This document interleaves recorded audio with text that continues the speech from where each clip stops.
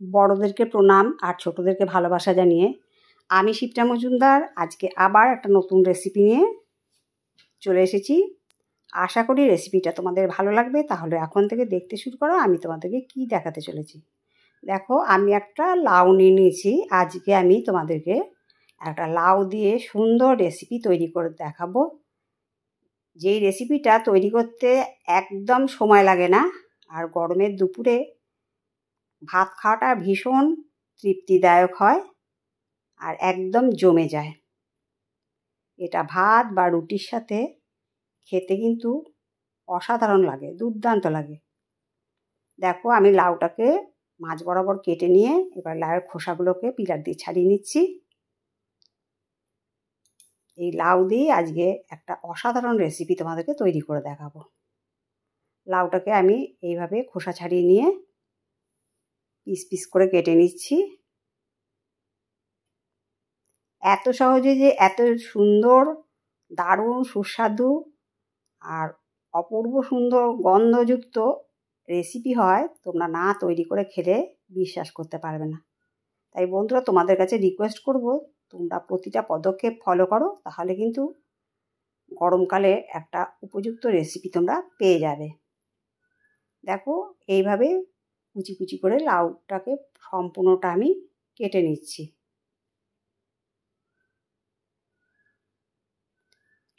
লাউটা দেখো আমার প্রায় কাটা কমপ্লিট হয়ে গেল। দেখো, একটা বাটি নিয়ে তার মধ্যে মটর ডাল নিয়েছিলাম, তার মধ্যে 10 ঘন্টাখানেক ভিজিয়ে রেখেছিলাম। এবারে একটা মিক্সিং জারের মধ্যে সেই ডালটা পেস্ট করে নিয়েছি। তার মধ্যে 1 চামচ লবণ দিলাম, অল্প একটুখানি চিনি দিলাম আর অল্প একটু আদা পেস্ট দিয়ে ভালো করে ফেটিয়ে নিতে হবে। বেশ কিছুক্ষণ ধরে ফেটিয়ে নিলাম। এরপরে একটা দেখো কড়াই চাপিয়ে দিয়েছি। কড়াইতে দেখো সাদা তেল দিয়ে দিলাম। আজকের আমি রান্নাটা সাদা তেল দিয়ে তৈরি করব, তোমরা ইচ্ছা করলে সর্ষের তেল দিয়েও তৈরি করতে পারো। এইভাবে আমি বড়াগুলো আস্তে আস্তে ছেড়ে দিচ্ছি। নিরামিষের দিনে এরকম একটা লাউয়ের রেসিপি পেলে এক থালা ভাত কিন্তু নিঃসন্দেহে উড়ে যাবে। বড়াগুলো আমি আস্তে আস্তে এইভাবে উল্টো পিঠটাও ভেজে নেব। এক পিঠ লাল হয়ে গেছে, অপর পিঠটাও দেখো নাড়িয়ে চাড়িয়ে ভেজে নিচ্ছি। সম্পূর্ণ বড়াটা দেখো ভাজা হয়ে গেল। প্রথম ব্যাচটা ভেজে নিলাম, এবার একটা থালার মধ্যে উঠিয়ে নিচ্ছি। এবার দেখো সেকেন্ড ব্যাচটাও আমি ছেড়ে দিচ্ছি বড়াগুলো।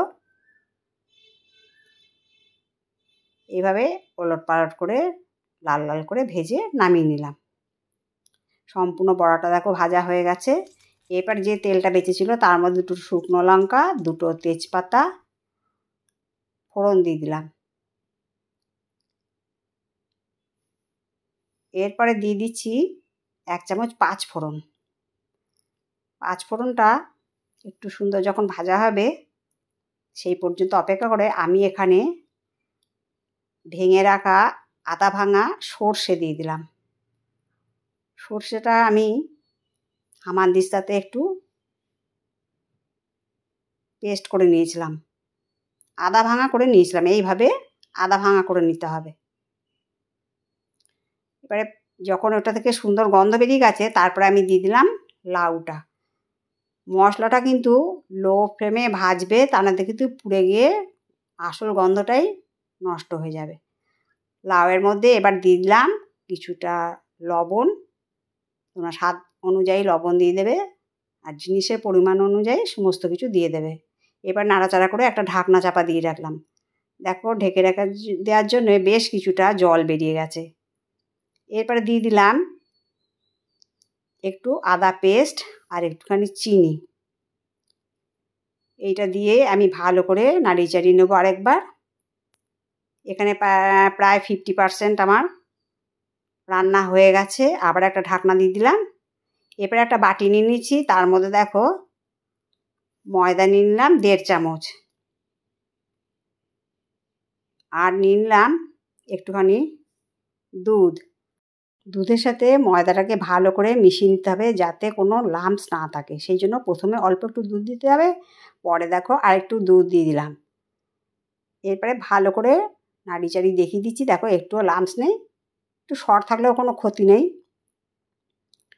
এরপরেতে দেখো অনেকটাই হয়ে এসছে, তোমাদেরকে খুন্তি দিয়ে কেটে দেখালাম। লাউটা বেশ সুন্দর সেদ্ধ হয়ে গেছে। এই পর্যন্ত আমাকে রান্নাটা করে নিতে হবে। এরপরে আমি দিয়ে দিলাম ময়দা দিয়ে গুলে রাখা দুধটা দিয়ে একটু নাড়াচাড়া করলাম। তারপরে দিয়ে দিলাম 1 কাপ জল।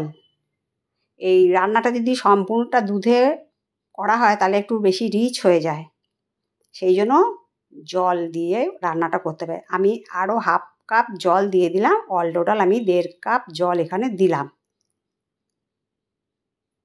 এভাবে দেখো রান্নাটা বেশ সুন্দর হয়ে ফুটে এসছে আর একটু গাঢ় হয়ে আসছে। আর লাউ তো আমরা জানি বেশি সেদ্ধ করলে টক হয়ে যায়। এইরকম পর্যায় পর্যন্ত আমার রান্নাটা করে নিতে হবে। এরপরে দিয়ে দিলাম বড়াগুলো ভেজে রেখেছিলাম, সেইগুলো দিয়ে দিলাম। আর বড়াগুলো যতক্ষণ না নরম হয় সেই পর্যন্ত আমাকে রান্নাটা করে নিতে হবে। দেখো অনেকটা কিন্তু জলীয় ভাবটা কমে গেছে আর কত সুন্দর বড়াগুলো ফুলে উঠেছে, নরম হয়ে গেছে। আজকে রেসিপিটা আশা করি তোমাদের ভীষণ ভালো লাগলো। আজকে আমি তোমাদেরকে লাউ দিয়ে শুক্তো রান্না করে দেখালাম। এরপর দিয়ে দিলাম 2 চামচ ঘি। এই ঘিটা দেওয়ার জন্য স্বাদ আর গন্ধটা কিন্তু ভীষণ বেড়ে যায়। দুধ দিয়ে আর বড়া দিয়ে একটা লাউ শুক্তো তৈরি করে দেখালাম। তোমরা তো অনেক রকমের শুক্তো খেয়েছো, এটা একবার ট্রাই করবে। আশা করি তোমাদের ভীষণ ভালো লাগবে। এটা কিন্তু আমি জোর দিয়েই বলছি। ভীষণ টেস্টি এই রেসিপিটা। তোমাদের কেমন লাগলো না লাগলো আমাকে জানাবে। তোমাদের সুন্দর সুন্দর কমেন্টস আমাকে আরেকটা ভিডিও তৈরি করতে অনেকটা অনুপ্রাণিত করে।